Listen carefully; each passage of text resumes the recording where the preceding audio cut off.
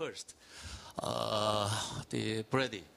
You mentioned that ADT, you had very successfully managed the peaceful labor management relationship. What is your secret? Did you undertake the Poktanju or how you carry on the skinship? That's the question from the floor. Okay, actually when I first took over as CEO, I spent a lot of time getting to know the employees on a personal basis. I visited all the major districts and the big branches, and I made sure, besides having formal meetings, I sat down and did a lot of listening, and tried to get to know the key employees on a personal basis. And by doing that, it goes a long ways. So sometimes you have complicated problems, simple solutions really work. In the end, it's real people, and just by having basic communication, I think is a key, at least for me. Okay, Sergio Hosha, you mentioned that now the question is that you are in the middle of negotiating for the wage level this year. What is your strategy, management strategy, on settle down the wage negotiation? Anything you would like to share with us? Very simple. I always say that business, it's all about people. We care about the people. They care about the business. Simple like that. I have 30,000 employees in the 3 countries that I manage, so it's impossible to know every single detail that every single employee, he or she, are working on. I have 2 daughters. I always tell them the following: do whatever you want to do in your life, but make sure that you put your passion, you put your heart, and that you bring a trust to the environment that you are working. General Motors is a big international company located in Korea. We respect the culture. We had one former CEO. He used to say that culture, it's a strategy for breakfast. In other words, does not matter any strategy. If we fail in respecting the local culture, we will go to nowhere.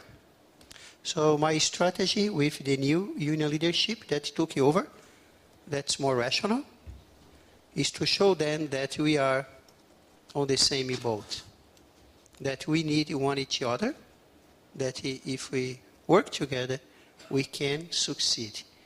And again, besides all the challenges, I'm always optimistic. We'll get there. That's my strategy.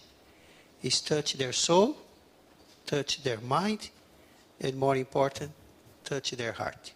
Thank you very much. Nakajima-san, you indicate that this, a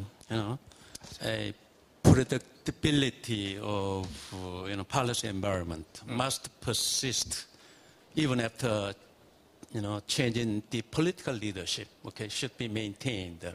How we can ensure, all right, this predictability of this FDI environment, although political leadership changes from governing party to opposition party and so on. Okay. That's the question from the floor.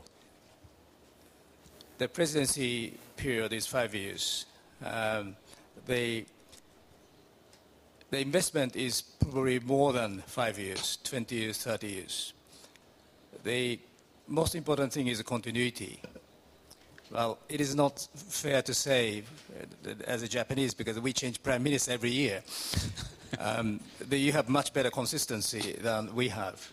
But the people tend to think everything changes every 5 years. But as a matter of fact, it is not.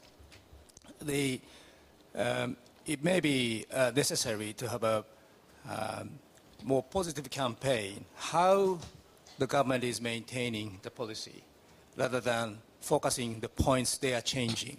It's sometimes a matter of communication to foreign investment.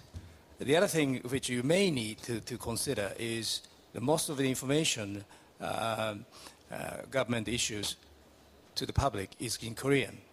For foreign investors, it is not easy to understand the policy in Korean translated to English. So that may be the part of another improvement of the communication. Sometimes it is not fundamental, but just a way to communicate helps a lot. Thank you. Andrea, you suggested the importance of collaboration between Korean SMEs, high-tech venture firms, and multinational companies. But yet, the question is that the collaboration with Korean conglomerate, big jabbers, also still very important. So, how we should go about it. Although, you indicated the importance, but yeah. So I also said during my talk that the number one reason why foreign investors will come to Korea is because of the chaebol. So it's a mix of both. It's the Korean economy has to be a more complex one and keep the chaebol but go beyond the chaebol.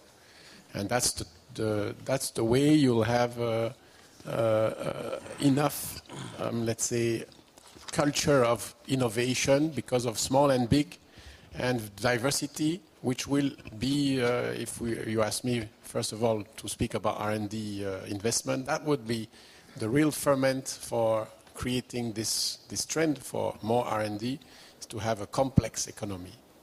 Not simple, that you can summarize the chaebol, the SMEs, okay, I heard from my two other colleagues, the social unrest, this is key on the atmosphere, but it's not only Korea that has trouble in this point of view still. With that much, ladies and gentlemen, I would like to conclude the session. Please join me in thanking our distinguished, so well recognized CEOs of multinational companies.